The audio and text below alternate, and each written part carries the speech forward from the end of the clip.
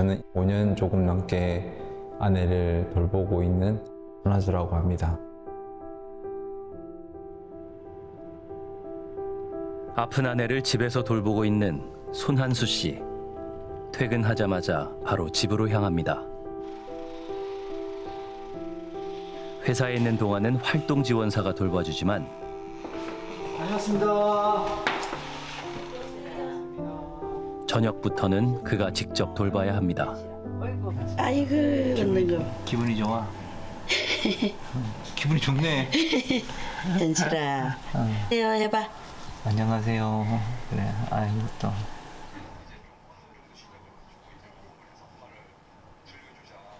아내는 24시간 다른 사람의 도움이 없으면 살아갈 수 없는 중증 뇌손상 환자.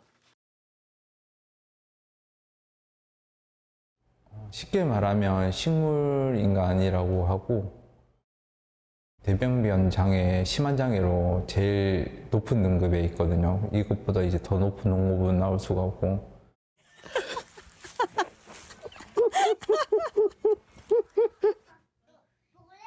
스물여섯 이른 나이에 결혼해 4남매를 키우며 누구보다 행복했던 부부.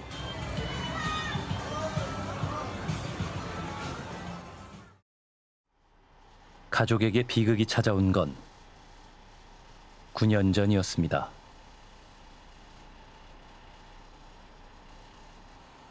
(2016년) 셋째 아이가 뇌혈관 질환인 모야모야병으로 세상을 떠났고 4년 뒤 아내도 같은 병으로 쓰러졌습니다. 서울에서 소문난 데는 다 보냈었어요. 한 번 치료받는데 50만 원짜리 이런 것들도 그냥 돈 생각 안 하고 다 회복시키기 위해서 뭐 집 팔고 남 차익으로도 뭐 집사람 치료비 들어가고. 한 달에 들어가는 간병비만 550여만 원. 부담을 줄이기 위해 공동 간병인도 써봤지만 의사를 표현할 수 없는 아내는 제대로 된 돌봄을 받지 못했습니다. 그 집사람이 몸이 일단 망가지는 게 보였고 그리고 너무 아파 보이더라고요. 계속 병원 첫장만 보고 있잖아요.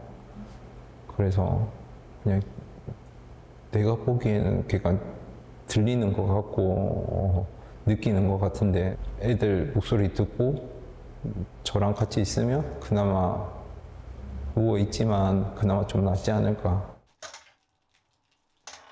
병원 생활 1년여 만에 아내를 데리고 집으로 왔습니다.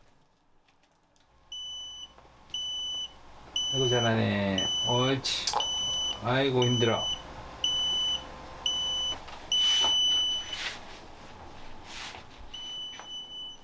중증 마비 환자를 돌보기 위한 장비들을 집에 갖춰놓고 아내에게 필요한 처치법도 익혔습니다.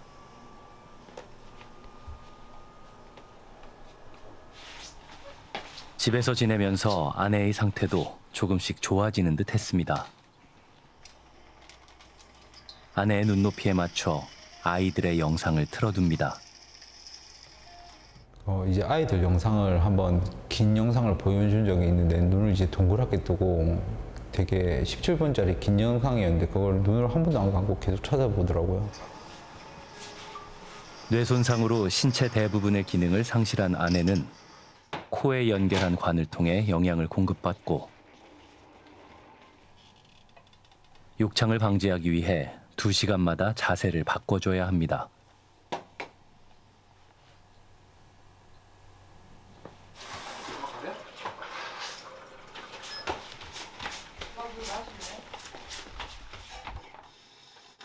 침이나 가래 같은 분비물을 스스로 뱉을 수 없어 하루에도 수십 차례 수시로 달려가 도움을 줘야 합니다.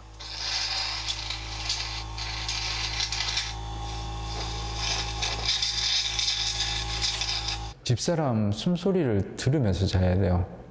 꺽꺽꺽꺽 소리 날 때 내가 가서 가래를 안 빼주면 어떻게 될지 모르니까 잔다고 하더라도 계속 반은 깨어서 자는 상태인 거죠.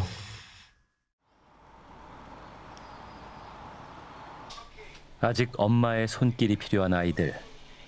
엄마의 빈자리를 메우는 것도 아빠의 몫입니다. 집안일과 회사 생활 그리고 아내의 간병까지 어느 것 하나 쉬운 게 없습니다. 아내처럼 24시간 돌봄이 필요한 중증 장애인에게는 활동 지원 서비스가 제공됩니다. 하지만 손 씨 가족이 지원받는 시간은 한 달에 330시간뿐. 제도가 정한 시간 외에는 어떤 도움도 받을 수 없습니다.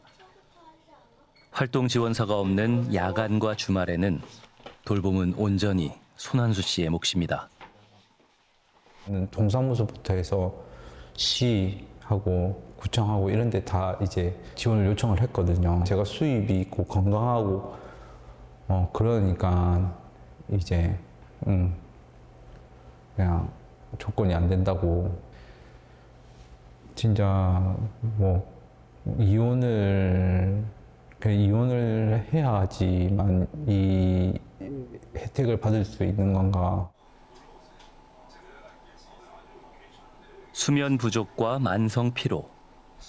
간병 기간이 4년을 넘어가면서 그의 몸과 마음에도 이상 신호가 나타나고 있습니다. 100km로 운전하다가 고속도로에서 정신을 잃은 적이 있어요. 그래가지고 근데 가드레일을 이제 비스듬하게 박아가지고 그래서 이제 꽝 부딪히면서 깨면서 그래도 이렇게 하기는 했는데 그런 적도 있고 그 정신이 통째로 날아가요. 그냥 기억이 통째로 날아가. 짠. 와, 당신이 필요해요. 누군가 진심으로 나를 아끼고 돌봐줄 사람이 필요하다는 것을 누구보다 나 자신이 가장 잘 알고 있습니다. 따뜻하게 내미는 손을 잡고 가는 것. 내 손을 먼저 내밀어 누군가와 함께 가는 것. 오빠 해봐.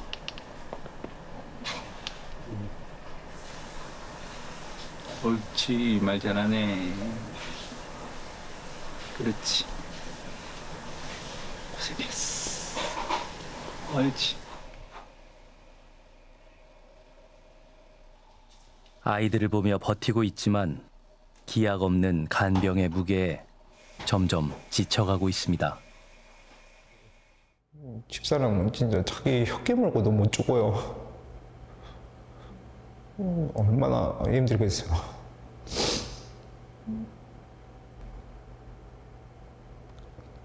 집사람이 안 아프고 집사람이 좀 안 아프게 떠나고 그러고 나도 빨리 가고 싶죠. 그래, 바람이 있다면 진짜 저도 빨리 좀 가고 싶지. 좀 빨리 가고 싶어. 너무 힘들어. 손 씨와 같은 가족 간병인의 절반 이상이 우울 증상을 겪고 있습니다. 간병 기간이 길어질수록 그 고통은 더욱 깊어집니다. 사실 간병이라고 하는 것은 기약이 없다라고 하는 것이 가장 큰 문제가 될 수 있을 것 같아요. 그래서 뭐 1, 2년이면 끝나겠지라고 생각하고 시작을 했는데 뭐 10년 이상 간다라든가 이랬을 때 이제 간병이라고 하는 것에서 벗어날 수 없는, 어떻게 보면 미래를 기약할 수 없는 그런 절망감들, 또 그리고 너무나 힘든 거죠. 사실 간병 자체가. 인구 감소가 가파른 지역은 간병에 더 큰 어려움을 겪고 있습니다. 저는 치매 어머니 간병하고 있는 김창수입니다. 경상남도 의령에 거주하는 김창수 씨. 괜찮아. 오랜만에 손만 대면 막 힘이 들어. 위로 올라갈게요. 하나, 둘.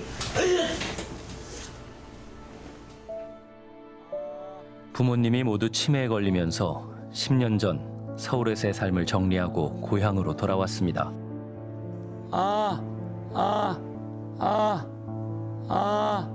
끊임없이 자극을 해드려야 이 머리가 먹는다는 걸 안 잊어버린다고 합니다. 그래서 부모님을 돌보며 틈틈이 강사 활동도 했지만 그래, 배고프다. 자, 일어나시다. 괜찮아. 5년 전 어머니가 뇌경색으로 쓰러지면서부터는 24시간 간병에 매달리고 있습니다. 좀 부족하면 배고파 하신 것 같고 320cc를 넘으면 배에서 나오면서 G튜브 근처로 이제 그게 나오면은 염증이 생기겠죠, 그죠? 참 많은 시간이 걸렸습니다. 한 6개월 정도의 시행착오를 겪고 이마 배 부르다 이 말씀을 못 하시니까 이게 엄마가 얼마나 고마워야 될지 모르잖아요. 장기 요양 1등급 판정을 받아 방문 요양 서비스를 이용할 자격이 있지만 위루관 시술을 한 뒤로는 간병인을 구하는 게 사실상 불가능해졌습니다. 어머니 배 호수 꽂기 전에는 요양보호사도 있고 간병인도 있었어요. 근데 배 G튜브 시술하고 나서는 요양보호사도 없고 간병인도 없어요. 여기서는 요 시골이라서 요양보호사 저 도시에서 와야 되는데 왕복 기름값을 50만 원씩 월 들여도 안 와요. 왜냐하면 그 옆에 우리 엄마는 중환자인데 중환자 아닌 분도 그냥 진짜 가서 그냥 뭐 어머니 이러면서 그냥 반찬 몇 개 드려도 똑같은 시급을 받는데 우리 집에 와서 왜 오겠습니까? 하루도 빼놓지 않고 어머니의 상태를 기록하는 반백의 아들. 김창수 씨는 지난 30년 동안 어머니를 비롯해 아픈 가족 5명을 돌봤습니다. 이제 대기업 건설사에 근무했었는데 대기업 건설사 차장은 한 달에 1,000만 원 주면 받습니다. 그러다가 한 달에 1,500 이래 되니까 이제 빌려서 메꾸고 하다가 한 달에 2,000만 원 되니까 빌려서 메꿀 형편이 안 돼서 회사를 그만두고 갑자기 동생이 더 뭐 위중해지고 누나가 아파지고 뭐 이렇게 하면서 돈은 더 많이 들어가고 그건 결혼도 접어야 되고.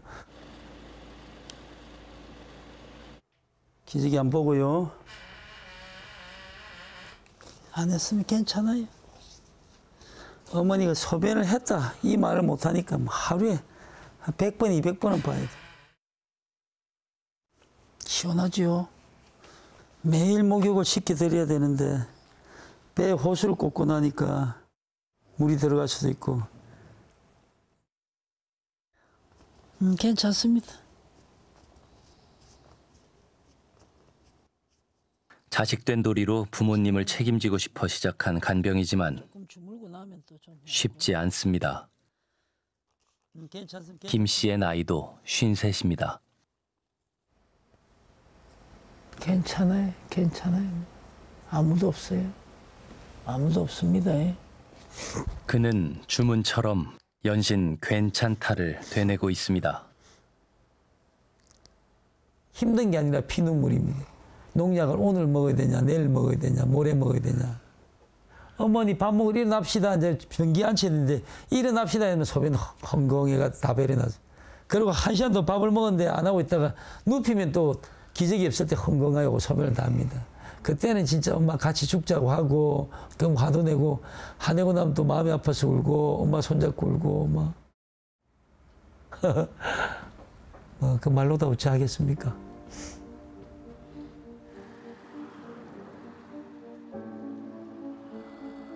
돌봄을 받는 사람도 돌보는 사람도 늙어가고 있습니다. 간병을 받는 사람의 70% 이상이 노인이며 그들을 돌보는 간병인 역시 70% 이상이 50대 이상입니다. 고령화로 돌봄 수요가 급증하고 있지만 돌봄 인력 부족으로 공급이 따라가지 못하면서 간병비는 가파르게 오르고 있습니다.